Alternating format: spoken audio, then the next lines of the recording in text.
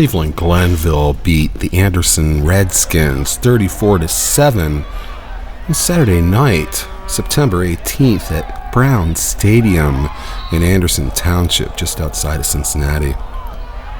It was a meeting of undefeated teams. Anderson won the Ohio High School Athletic Association Division II championship in 2007, went back to the final in 2008. Last year, he had a great year but lost in the playoffs.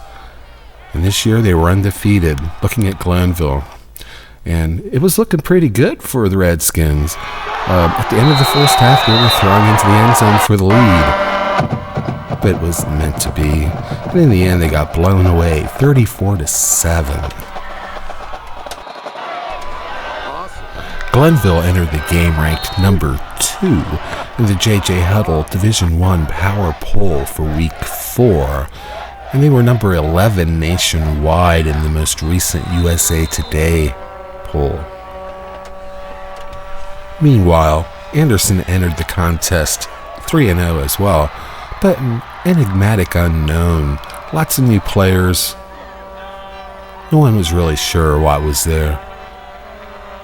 After the game, it's pretty obvious that something is indeed there. They played Glenville toe-to-toe for a half. They executed on both offense and defense. It wasn't a fluke, and if you think it was, then by all means check out the 10-play, 99-yard drive they ran just before halftime to tie the score up. We have it all right here in living HD and color. The Redskins are in the other teams section for D1 at the moment for the JJ Power Poll Division I. And they're ranked number 6 going into this weekend by the Cincinnati Enquirer. Few teams that Anderson will face the rest of the way will have the sheer size on both the offensive and defensive lines that Glenville has. You have to see them to believe them. Check out the tape, the replay. The guy at right guard, number 70, that would be Andre Walker. Depends on who you talk to at Glenville. He's either 6'5" or 6'6", and he's either 330 or 350. It depends on who you talk to. And of course, I have no trouble believing any of that. Now granted, the rest of the line isn't as big as Mr. Walker, but they're damn big. And Robert Walton Jr. is a power back.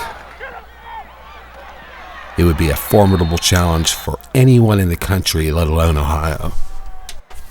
Check out number 10 for Glenville. That would be Cardale Jones. Take a good look at this man. He's bigger than most tackles on either side of the ball for most teams in the state of Ohio. He's always had a ton of raw talent, but the difference between when I saw him against Wayne at this point last year and today is stunning.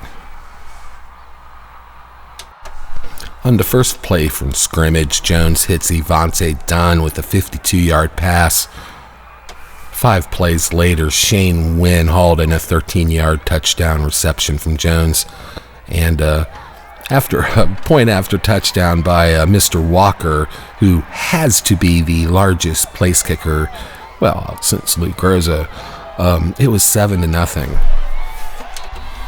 3 turnovers were largely responsible for stunting Glenville's offensive progress in the first half. Despite that, they drove down to the Anderson 1-yard line, where the Redskins held, and of course we have video of that as well, and proceeded to turn the ball and march 99 yards in 10 plays to tie this game.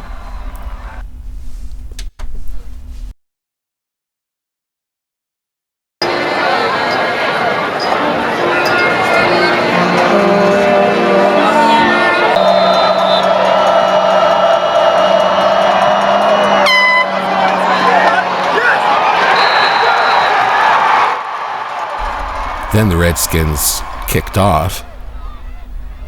Glenville fumbled it. And all of a sudden, the Redskins were throwing the ball into the end zone at the end of the half to take the lead. All in all, it was a great half for Anderson, but they should have stayed in the locker room. And in the second half, the Tarblooders rang them up for 27 points that were unanswered. Game over. We spared Anderson head coach Jeff Geesting an interview after the game. We had a lengthy interview with him on the podcast this week, and of course it's still there, and I'm sure that his opinion hasn't changed of Glenville.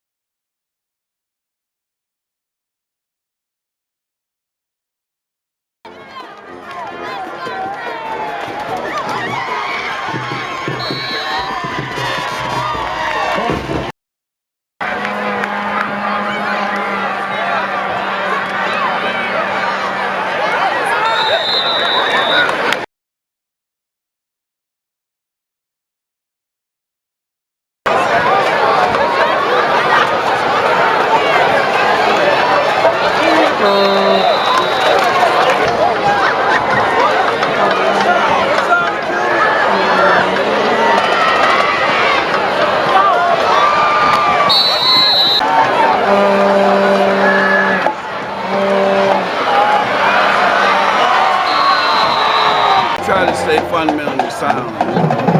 You know, we came out a little sluggish at the beginning of the game.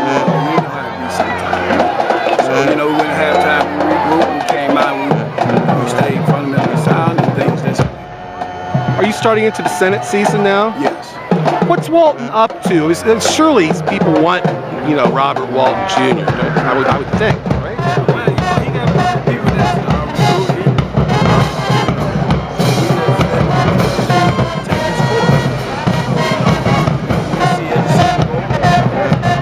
I'm really impressed by how hands-off you are, you know? I mean, a lot of people talk about being hands-off, but, like, you really are hands-off, man. Yeah, I mean, you know, when you're a head coach, you want to let your assistants coach. They prepare to have fun. Although today I had to call plays, I didn't really like that. But, you know, it was okay. What do you teach, may I ask? I don't teach. I'm the executive director of the academy.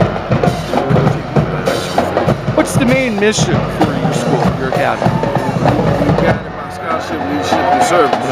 And that's our mission for the Glenville Academy. But the thing of it is just to give the kids an individual life plan, and they can, you know,